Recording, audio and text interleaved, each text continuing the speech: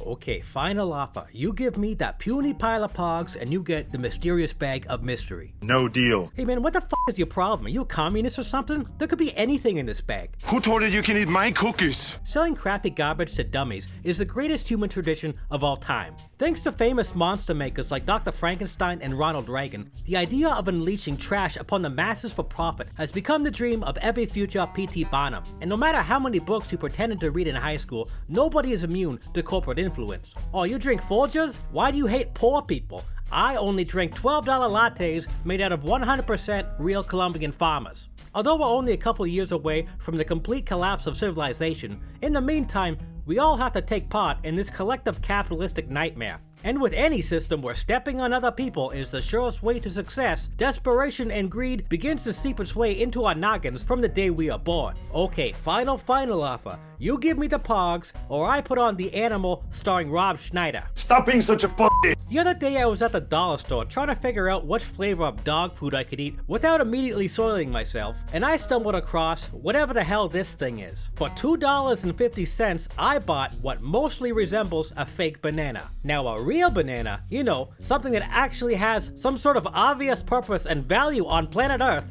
is only 50 cents. But for 5 times that price, I took home this. As far as I can tell, it doesn't do anything. And I don't think you can eat it without falling into a coma. And look, it's even part of a set. Now I have to collect all 3. I still have to get cucumber and human excrement. Soon I'll finally be able to play with my shit in public without getting arrested. Now there's gotta be some sort of purpose to junk like this. These things wouldn't exist if people didn't buy them. However, there's a difference between stuff having inherent value and humans applying value to stuff that doesn't actually have any whatsoever. Hey 1800s doctor, I think I have a mild cold, but since this is the 1800s, there's a very high chance I'm just not gonna make it. Do you have anything that can fix me? Hello patient, as this is the 1800s, no, you are most definitely doomed. But since I have never actually studied medicine, I'm going to sell you this mysterious liquid, chock full of soon-to-be banned substances, so you'll at least feel like you're getting better. See, back then, literally anyone could open up a medical shop and sell tonics and elixirs, claiming all sorts of benefits. And because they were usually full of illicit substances, people would feel that something was happening. So, they must be working. However, what's cheaper than selling something that does more than nothing? Selling something that does literally nothing. Enter the beginnings of modern day alternative medicine. Oh, your back hurts? Let me stab you with some needles. Diabetes? These magic rocks will cure what ails you. Dyslexic? Bruno here will work you over with a lead pipe for 50 bucks. The popularity of these things comes in waves, and like yoga pants, what's old is often new again. Doesn't always work though. Remember when they tried to reboot your franchise? No. Yeah, neither does anybody else. Power Rangers fell off faster than Rob Schneider's likability. Stupid fads like this have always existed, and I have strong memories of my first time experiencing one. Thankfully, the fad I experienced wasn't some sort of medieval plague remedy. Remember devil sticks? Although not as widely adopted as some other fads, every playground had at least one kid out at recess with these things. We'd all stand around waiting to see some cool tricks, which would never occur. They just stumble around with the things, trying not to cry from embarrassment. Oh, I'm sure any minute this will stop being horrifically boring and something amazing will happen. I miss having that kind of optimism about life in general.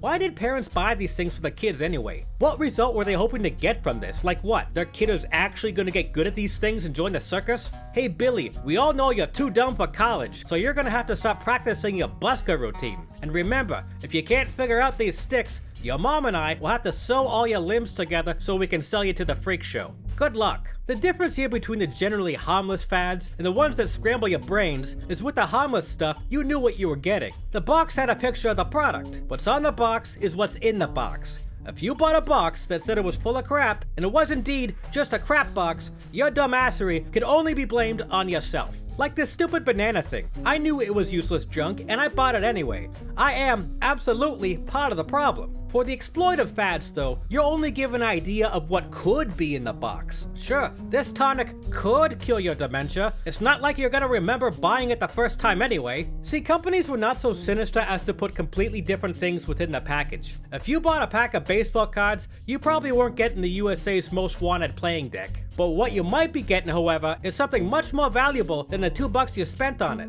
And that there is where our journey begins.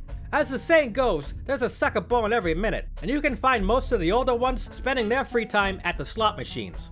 Okay, Grandma, if you put just 25 cents into this magic box, a whole dollar might come out. And remember, if it doesn't work the first time, you just have to keep trying until your kid's inheritance is gone. Now don't get me wrong, scamming old people is all well and good, but these people are at the end of their ropes. You get what, 2 months before most of them croak? You gotta keep rounding up more old people. Who has time for all that? Besides, there's only so many retirement homes around. You end up having to conduct raids at the Cracker Barrel. What if, thought a clever businessman, we could get all these dummies before they could even legally hold down a job? Tempting people with mystery is the easiest thing in the world. This is why you have to tell your little ones not to get in a stranger's van. To a young mind, sure, there may be terrible things in that van, but who knows, there could also be a bazillion chocolate bars. It would be stupid not to go in there. Cracker Jack figured this out over 100 years ago. However, with Cracker Jack, everyone knew they were just getting a dinky little doodad. Harmless except for the kids who would try to swallow them, but they were probably circus bound anyway. Where the real sinister element came in was with baseball cards. Now, it wasn't the baseball cards themselves that were bad. It was the combination of mystery and the application of manufactured scarcity. Hey Jimmy, is that a Jose Canseco card? Yeah Mick, so what if it is? Well, I just so happen to have 3 unopened packs of baseball cards. So what? So, there could be several Jose Canseco cards in there. They could be worth a fortune. Oh yeah? Yeah, and tell you what, I'm gonna be real nice and trade my 3 unopened packs for your 1 lousy card. I don't think so, Mick. Okay, fine. 3 packs of cards and half this old dirty magazine I found in the woods. Okay, yep, deal. This is just a light version of the candy van. Less likelihood of high reward, but also less likelihood of getting your anus figured by a priest. What? Now, baseball cards didn't start out this way. People simply like baseball, and they also like collecting things. Cards are an affordable way to carry around mementos of something you enjoy, and I believe they started out with good intentions. And the reason I believe that is because we can see how our next product started out just the same. Welcome to the world of the Pog. What is a Pog, you ask? Okay, here's what you're gonna do. First, find an old boomer couple. Wait till they're asleep, and then invite yourself into their home through the basement window. Note, this will not work if you're a vampire. Now, in the deepest, darkest corners of that house, you'll find a box of their kids' crap that they promised to pick up one day, but never did. At the bottom of that box will be a fluorescent tube. You open that tube, and what comes out will be Pogs. What looks like hundreds of unfinished buttons for hippies are actually individual pieces of what could loosely be defined as a game. The thing is though, everyone had way more Pogs than they needed to play the game. Because you see, playing the game wasn't the point of Pogs. The point of Pogs was having Pogs, and specifically having more Pogs than any of your buddies. The goal of the game was to have an abundance of the game. What kind of game is that, you ask? Great question, because if you replace Pogs with dollar bills, suddenly it all makes a lot more sense and becomes a whole lot less fun. But like baseball cards, Pogs didn't start this way. A version of Pogs can be traced back to 1600s Japan with a game called Manko. Both have circular cardboard pieces with pictures on them, and in both versions, the original object of the game is to flip your opponent's circles. Any circles you flip, you keep. And everyone takes turns until all the circles are gone. This is what life was like before the invention of fun. Hey Kenji, would you like to play the circle game with me? Sure thing, Fuji, and afterwards we can go paint weird pictures of fish.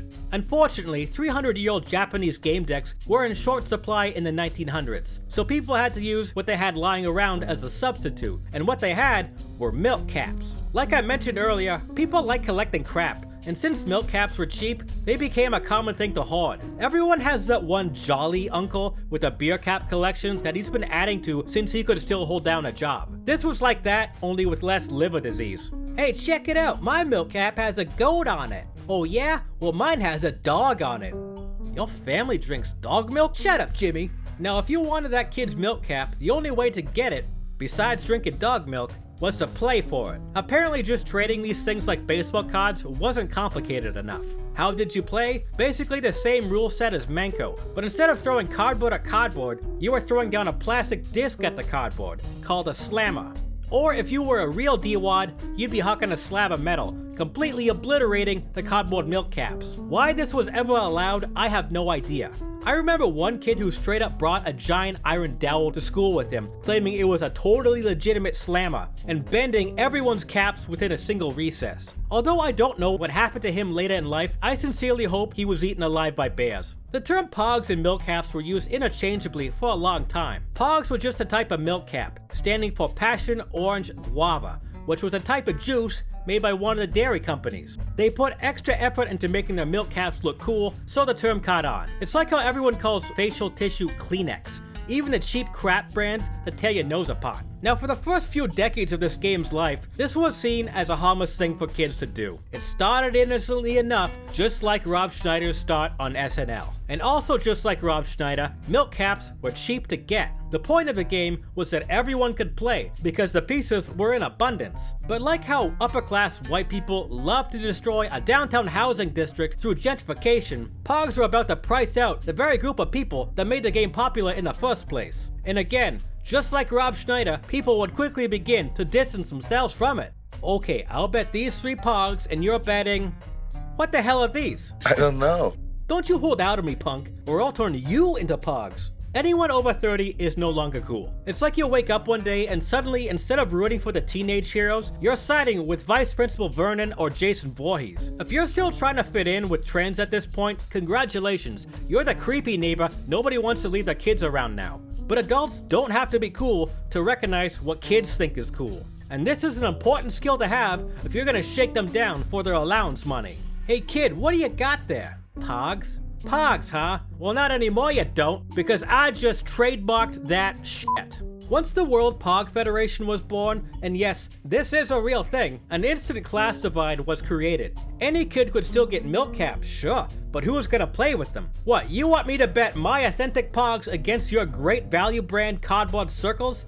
Be gone with you, pleb. To us, this was serious business. Every recess, some kid would have a total meltdown over losing a game. This was no longer about giving up a few worthless milk caps. Kids were playing with limited edition stuff, like the Batman Forever Pogs that you could only get from McDonald's, where each Happy Meal would only contain a few random tokens out of a 32-piece collection. No matter how insufferable we were to our parents, nobody was going to McDonald's enough to get all of them. Imagine trying to explain this crap to an adult as a child. You'd be more likely to end up with the circus training sticks. Anyway, the only way to complete a collection like this was to play. And let me ask you this, have you ever met a kid that wasn't a sore loser?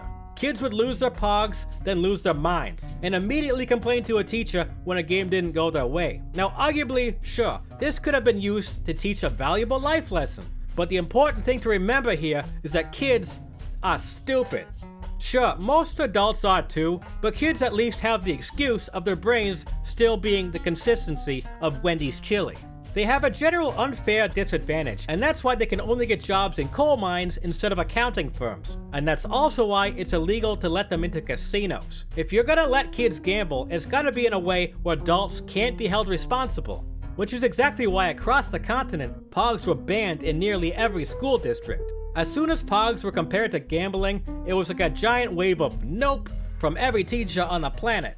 Absolutely nobody wanted to be on the news for condoning a kid's gambling ring, regardless of how blown out of proportion or funny it may have been.